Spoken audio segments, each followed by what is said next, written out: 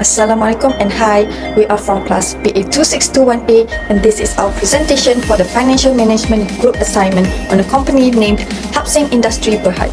The members of our group are myself, FATHIHAH binti ABDUL ELLYSHA NATASHA binti AHMAD NASRUDIN and SHARIFAH NURSHUHADAH binti SYED KAMARUDIN. The main objectives of this assignment are, firstly, to evaluate the financial performance of Hapsing Industry Berhad using ratio analysis over a 3-year period from 2021 to 2023. Secondly, to understand how the company manages its liquidity, efficiency, leverage and profitability. Lastly, to apply what we have learned in financial management to real data and improve our ability to interpret financial information. Now, let's move on to the company background. Hapsing Industries Berhad is a well-known Malaysian company mainly involved in the production of biscuits, cookies, crackers and beverage mixes. It was founded in 1958 in Batu Pahat, Johor by the Kirk family. One of its most popular products is the Cap Ping Pong cream crackers. Over the years, Hapsing has expanded through subsidiaries like Incomix for beverages, Hapsing Perusahaan Makanan for manufacturing, and Hapsing Punyong Brothers for distribution. Since being listed on Bursa Malaysia in 2000, the company has exported to over 20 countries and is recognized for its strong focus on food safety and quality standards. Next, focusing on the liquidity ratio trend from 2021 to 2023, we analyzed 3 key indicators: the current ratio, quick ratio, and net working capital. The current ratio moved from 2.09 in 2021 slightly down to 2.05 in 2022, then increased to 2.27 in 2023.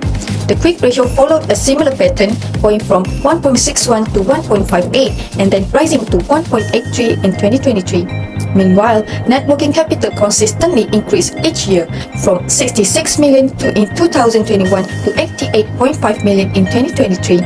Overall, this shows that while there was some fluctuation, the company generally maintained a healthy short-term financial position with enough current assets to meet its liabilities.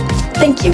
Now I will pass the presentation to the next presenter. Now let's look at the efficiency ratio of Hapsing Industry Berhad from 2021 to 2023.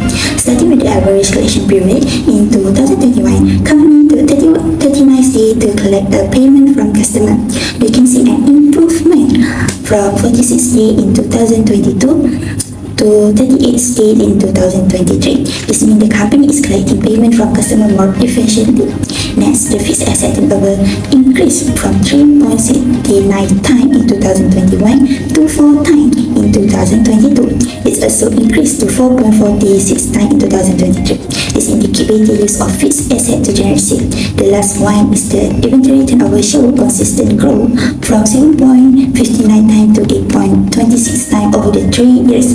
This reflects efficient inventory management and reduced stock wastage. From here, this trend shows that the company has improved its operational efficiency year by year. Next, we move on to the leverage ratio, which shows how the company manages its debt level. Starting with the debt ratio, it remains stable between 32% and 33% for the straight 3 years, suggesting that the company does not rely heavily on external financing. The debt-to-equity ratio is also stayed low.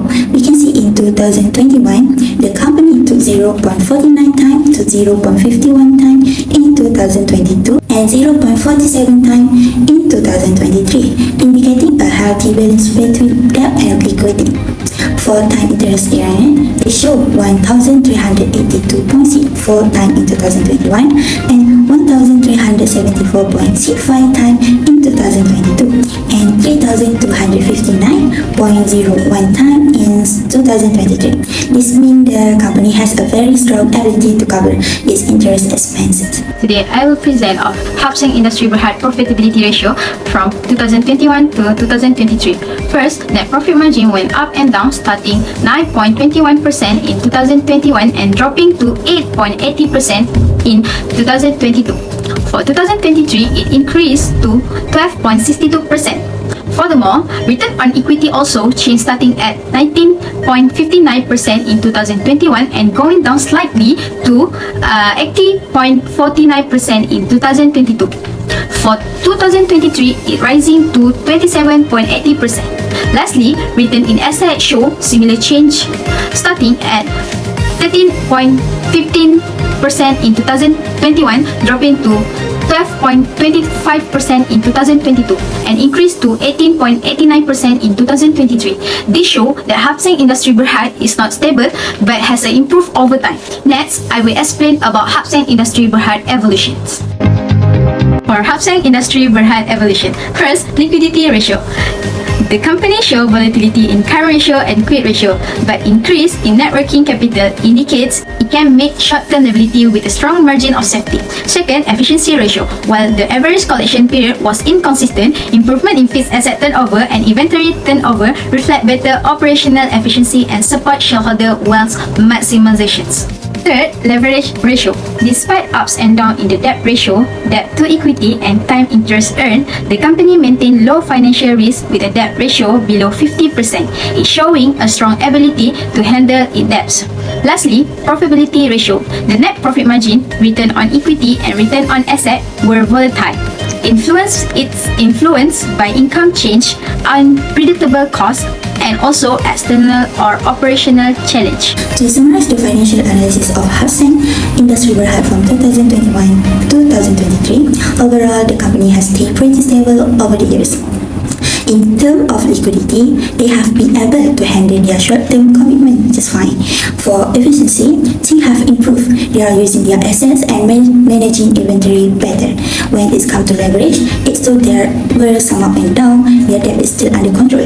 And for profitability, they are still making return even with the challenge they have faced. So here we can conclude that the company is financially healthy and doing well.